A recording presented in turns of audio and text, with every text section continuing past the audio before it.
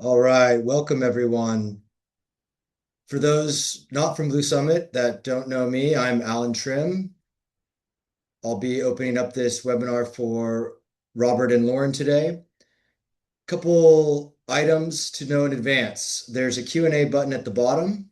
We will try to answer your questions as we go along and maybe get to those at the end as well. So again, for those that don't know Blue Summit, we've been in the business for 32 years doing financial planning and asset management. Currently, we manage over 215 million in assets. And the key thing is we help clients align their environmental and social values through their investments. So Robert, who all of our Blue Summit clients know, will be speaking on behalf of Blue Summit today. And also presenting, we have Lauren DeVincent. She's from Visiting Angels. They're a home care provider in San Diego and also other cities, most cities nationwide. She brings expertise from years of directing a retirement community and coordinating care in those communities or at home for hundreds of people over the age 60. So I think that's everything for the ground rules. Let's jump right in and Robert can take it away. Excellent. Thanks everyone for joining us. Thanks for the introduction, Alan. For those who we don't yet work with, I'm Robert with Blue Summit. Alan made a great introduction on what we do, but to reiterate, we align clients' investments with their values and help them make smart money decisions now and for the future. Lauren, why don't you introduce yourself quickly and then we will get started. Sure. Hi, everyone. I'm Lauren. I am with Visiting Angels here in San Diego. We are a non-medical home care agency, so we allow people to stay home safely. And we also help families navigate these decisions because it's not just about care, it's about figuring out what actually makes sense for your situation. So, pleasure to be here. Thank you. All right, well, let's get started with what we have on the agenda for today. So I want to just first talk about the goals for the webinar. And let's be honest here. This is not the most fun topic to talk about, but it's something that we must think about, getting older and planning for what to consider in advanced age. So our whole goal and reason for putting on this webinar is to give our clients and attendees a better idea of what to consider in advanced age, a better way to assess what may be applicable to their situation, and of course, the financial planning impacts of that. So the format of this webinar is we're going to tell some stories. We're going to present this information through the lens of 3 client stories. And for each of those client stories, we're going to go through the same bullet points that are going to cover different living arrangements, care models, costs, financial planning implications, and we're going to summarize with key considerations and takeaways for each of those stories. Lauren and I will be alternating slides as we go along. So I wanted to jump into some advanced age facts just as a primer for this webinar. Number 1, clients are living longer. People are living longer, enduring more years with chronic conditions, potentially facing widowhood, with being alone and possibly not having nearby adult children. Approximately 70% of adults who get to the age of 65 will require some form of long-term care across their lifetime. That could be in their homes or in a high acuity care situation, assisted living, all the way up to cognitive care or nursing home. Another important fact about care is that the inflation rate of care is about twice that of typical goods inflation. It's about 6%. So the costs are important, but also the direction that those costs go is often steeper than the other types of costs that are in your life. So the main takeaways that we really want you to walk away from this webinar with are we want to give you awareness because we think that having early awareness of these things is going to give you a leg up on what to pay attention to, how to have productive and helpful conversations with those around you about this topic. And that will get you best prepared. And lastly, there's no single right path. There are just informed trade-offs, and we hope to convey that to you through the 3 stories. So let's get into story number 1. So I'm just going to set the stage for each of these stories with a starting point and values for the person or the household. So we have Jean. She is 75. She is healthy, cognitively intact. She's been living in her home of 20 years, but is getting tired of managing the maintenance and other aspects of homeownership. She has no children nearby. She has a desire to have a more simple life, not managing the home, would like to have more spontaneous connection without having to drive. So she is going to sell her house of 20 years and move into CCRC. That is short for Continuing Care Retirement Community, also called a Life Plan Community, also called a Retirement Community. Lauren's going to talk a lot more on that in the next slide. She can really speak from experience because she was a director at one for a number of years. So Jean is comfortable trading some of the flexibility she has in this independent situation for more of an all-in-one inclusive package that may cost more, but provides the simplicity that she wants. So to sum this slide up, and you're going to see this on the introduction of each of these stories, is I want everybody to ask themselves, is there any part of this story that rings true for you? That's how we're going to connect, how you're going to connect our points to your situation. And I also added this someone you know aspect because maybe you have a family member or friend that is going through this or ahead of the curve on this. They may need some financial planning help. We can be there for them on that. But also they're a valuable learning partner for you. It's a lot more helpful to have conversations with people about these things and have a bit of a community to go through this with. So we really encourage conversations about this with those around you who may be going through the same thing. So I'll pass it to Lauren for the next slide. Okay, like Robert said, a CCRC stands for Continuing Care Retirement Communities. They're basically all in one living environments. You start in independent living, and then as your needs change over time, there are higher levels of care available, like assisted living or skilled nursing. It's typically in the same campus. So instead of moving multiple times, the idea is that your care evolves in one place.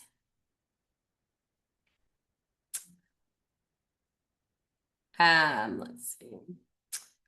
So from a living care standpoint, this is really designed to be a continuum. You typically start in independent living, and then as your needs change, you transition to assisted living or skilled nursing community. The cost layers, all right, this is where it gets a little bit more nuanced. CCRCs are not standardized.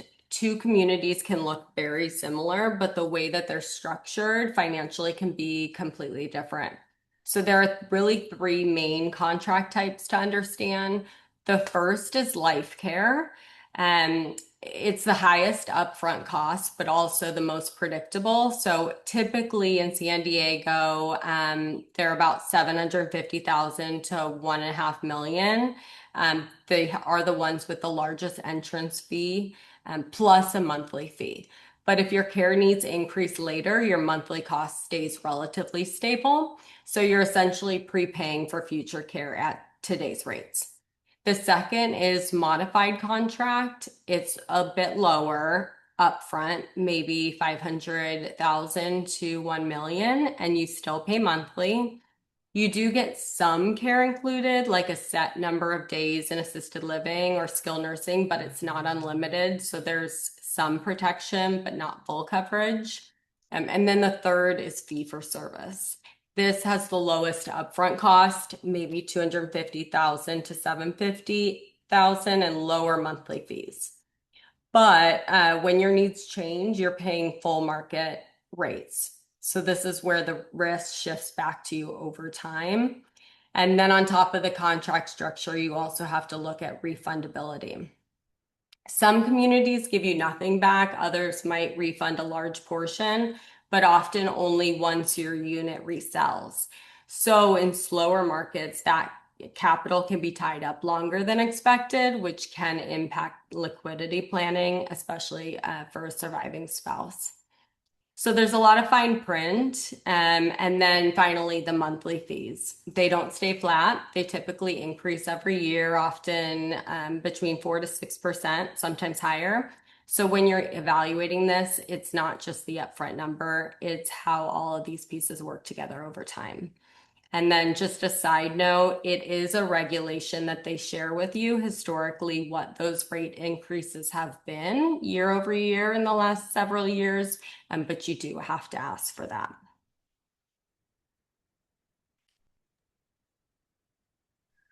All right, did you want to add anything else, Lauren? Not just the key trade-offs and takeaways. Okay. Yeah.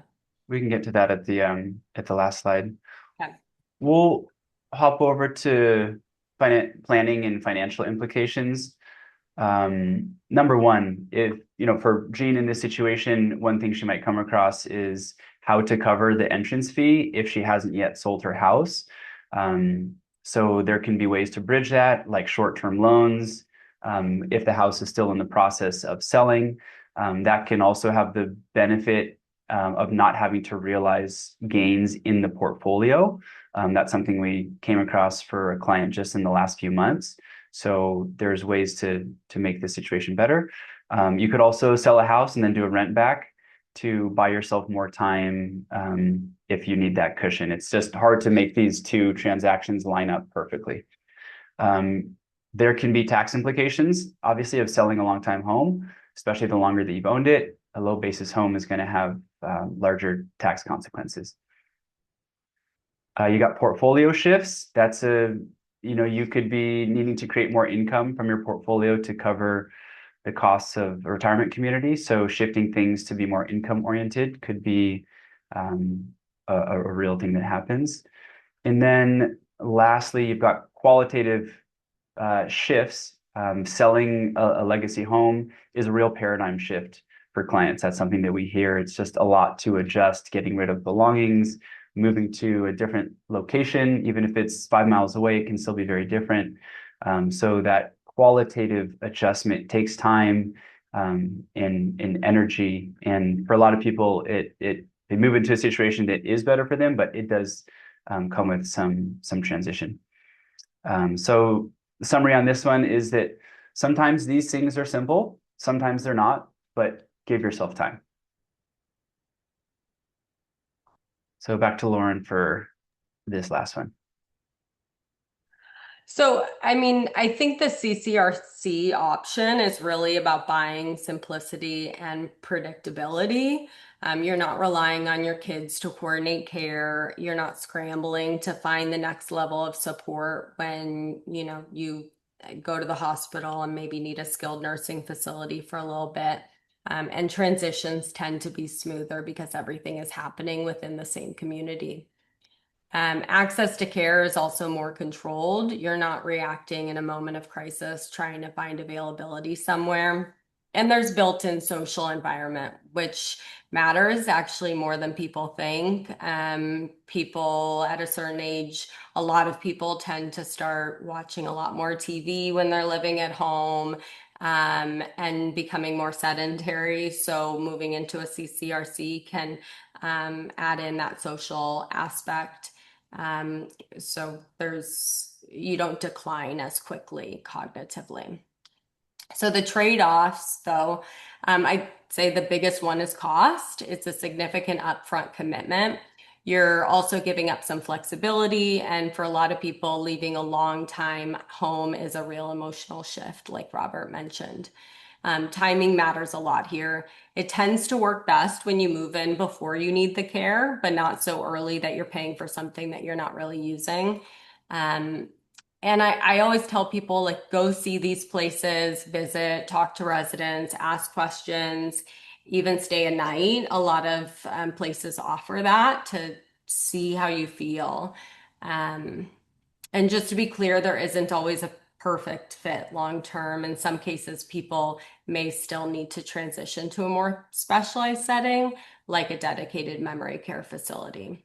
And then the biggest risk I see, people waiting too long. They either lose access to the communities they actually want, or they end up committing quickly under pressure and not loving where they land. And at that point, there can be real financial consequences to changing the course. Back to Robert.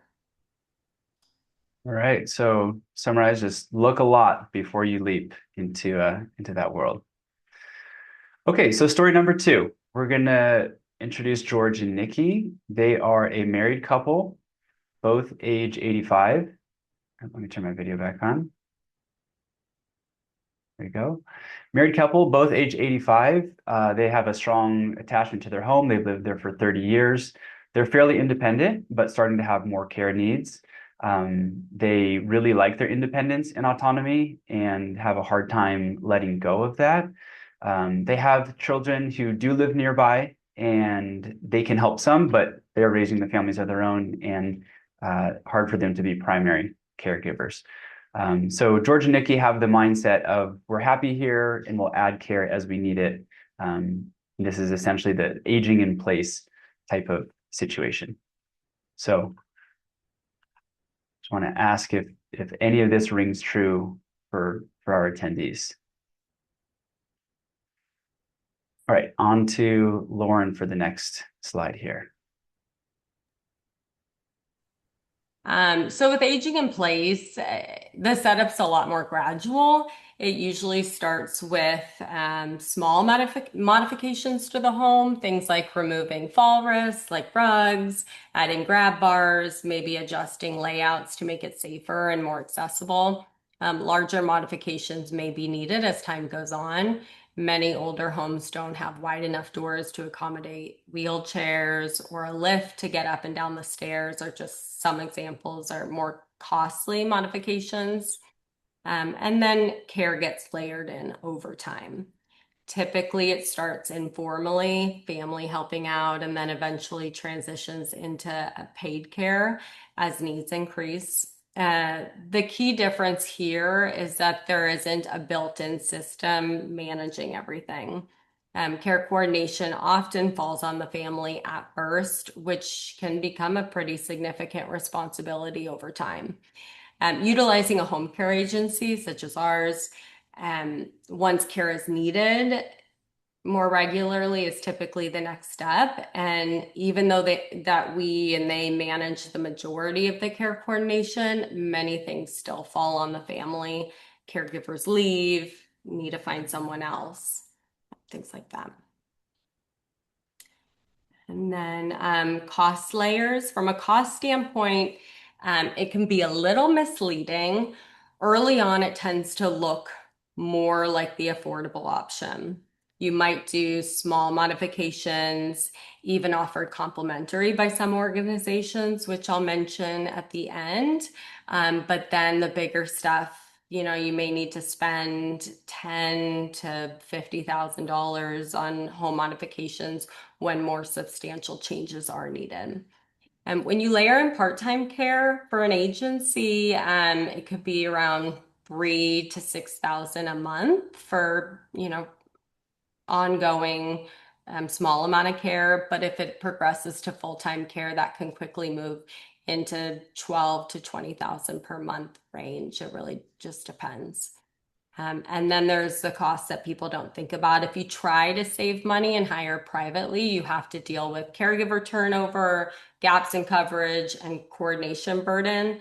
Families often underestimate this and how much decision-making is involved. If you hire an agency, they handle general liability, workers' comp, payroll, and everything for you. Back to you, Robert. Increasingly, the go-to route must be, but be aware of rising complexity. All right. So on to the next one with planning and financial implications for this situation. Got to consider cash flow planning, like Lauren alluded to. Simple at first, but that can increase. Things can change rapidly. So it just have to be aware of those rising costs potentially. Home upgrades for safety, so some one-time costs that can get added in there. Home equity and liquidity, if that is the largest asset that they have is their home, and they need to start having more liquidity, can be challenging to access that if you're living in the home. So at that point, possibly reverse mortgages or HELOCs open some doors, but that lack of liquidity in the home is something to consider. Time costs. This is a big one. Just all the aspects of modern life for anybody are happening because they're living at their home, home upkeep, and then they have to layer in coordinating care, or that burden gets put onto family members, and they may or may not have the bandwidth to handle that. Lastly, a health situation like a fall can severely change the plans. So this is always something to be aware of here. Of course, you can never predict when that happens, but trying to prevent catastrophic change of events is really important in this type of situation. So to sum it up, this situation is least expensive early, but can be more expensive later. Key takeaways from this one are familiarity. So it's good that the clients can stay in the home that they know and love. There's that emotional comfort, but the cons can be unpredictable costs in that expensive late stage type of situation. So the financial cost and the time and energy cost of coordinating in-home care, whether it's on the household or their family members, that's the real cost of this scenario. Okay, on to our last story. We've got Belinda and Thomas. They're a married couple. She is 80, he is 90, currently living in their home of 20 years. She is healthy, but he's starting to decline, having some mobility issues, some cognitive issues. She has been the primary caregiver for 3 or more years and needs a break from that onus. And it is becoming clear that Tomas is starting to need some professional care. So he's going to have to go to a facility in the near future. They do have kids, but they're out of state, so they can't help and be on site for that. So do any of these ring true for you? Okay, on to you, Lauren, for this one.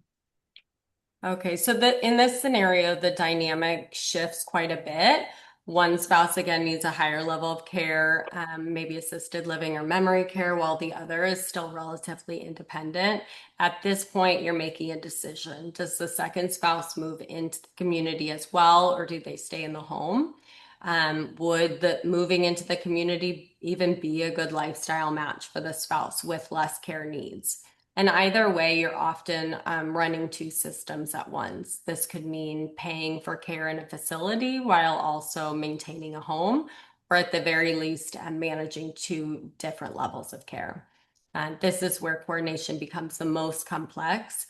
You're juggling different needs, different locations, and often a lot of emotional decision-making at the same time. From a cost standpoint, this is where things can escalate pretty quickly as well. Assisted living is typically in the range of about $6,000 to $9,000 a month. If memory care is needed, it usually increases to around $8,000 to $12,000 a month. And the key thing here is that you're often not replacing one cost with another, you're kind of adding to it. You may still be maintaining a home or supporting a second living situation, so you're effectively paying for two sets of expenses. And on top of that, the healthcare costs tend to increase pretty rapidly at this stage as well. Right, on to planning and financial implications for this situation. Obviously, it's the highest cost of all three stories. You've got two homes that you need to take care of. The retirement income situation becomes more important in this situation. How much are they getting from pensions or guaranteed sources of income just to cover the cash flow burden? Other asset layers are important. Just the size of the portfolio are important, and similar to the last situation, creating income from the portfolio can become a more important need. A lot of overlapping considerations here with the last story with the home illiquidity. If you've got someone in memory care, but the younger spouse wants to live in the home, harder to access that equity. Estate planning, always important, but it becomes important to hash things out before Tomas starts to reach a greater level of cognitive decline. Long-term care in this situation can be particularly valuable. Those costs are big, and if the long-term care policy is in place, that can really help alleviate the financial burden. So this is clearly the most expensive situation with the most moving parts and complexity. It can be something that's hard to avoid when you have a large age gap in a married couple. All right, Lauren, on to you for this one. So when you take a step back, the upside here is that you're getting care exactly where it's needed. And in many cases, you're still able to preserve that closeness between spouses. But the trade-off is that it's the most expensive path. It's not just financially expensive, but it's also the most complex to manage. When planning happens earlier, you have more options, more control, and frankly, more dignity in how decisions get made. Without that planning, this tends to become the default. It's not a deliberate choice. It's what families fall into when decisions are made under pressure. All right. Well, we're coming up to the end of the webinar, so we're going to wrap up here. So let's go through a recap. We hope that these stories were helpful and that they help you think about situations that you may encounter yourself. We hope that we conveyed that these different costs are layered. They're not binary. There's lots of different choices, and within a single choice, there's lots of different options and considerations. The housing, the care, and the cost of the care and the coordination of that care is the real cost. So it's really important to consider the soft factors of these transitions and how much that fits your situation or may not. The timing of the decisions is also very important. So the core takeaways we want people to walk away with are: start planning while choices exist and you're healthier, more financially and psychologically flexible. And it's much better to be proactive than reactive. Another big one on the CCRCs is really dig deep into the cost structure and the services that you get for what you're paying, as well as any refundability, or if you don't like it there, how do you get your money out, or how does that part go? It's important to think about it if you don't end up, if it doesn't end up being the place for you. So ask around, ask a lot of questions. And lastly, a thought experiment. Just like I had on a lot of those slides, the best way to move forward with this is to really ask yourself, what feels right for me? What are my values? What are the realities that, myself or this household is facing? And go from there. Start to ask questions after checking in with yourself about what really feels right to you. So that's it. We hope this inspires you to go out there and learn about what's in your area, ask lots of questions. We hope this arms you with more information to consider as you move forward with this. We want everybody here to be best prepared whenever that time comes. We hope it's a very long ways off. So now we'll move on to a couple resources. On this next page, there's a lot of them. We're happy to put these in a list when we follow up with an email, or feel free to take out your phone, take a picture of these. I'm just going to put all of them on the screen, and then Lauren can briefly go through these before we hop into a short Q&A. Yeah, so I just listed, again, care with Visiting Angels. We provide a free in-home consultation where we can assess those safety features as well as any home care needs. Some home modification resources, retirement community searches. So Seniorly offers a advisor who will get to know like what you're looking for and then match you with some places. And then Department of Social Services has any reports from any of these communities, such as if they got any infractions or anything, all of that is public. So do your research. Great. Alan, do we have any Q&A that came up from the chat today? Yeah, a couple. And first off, excellent job, Robert and Lauren. Excuse me. Ton of information to go through. We understand it's 5 o'clock. If you have to run, we will be following up with you in an email. We'll just spend a couple more minutes doing Q&A. And, as a next step, always consider just reaching out to us. We can point you in the right direction. We can connect you with Lauren. But like I said, a lot of information in 30 minutes. So great job, the two of you.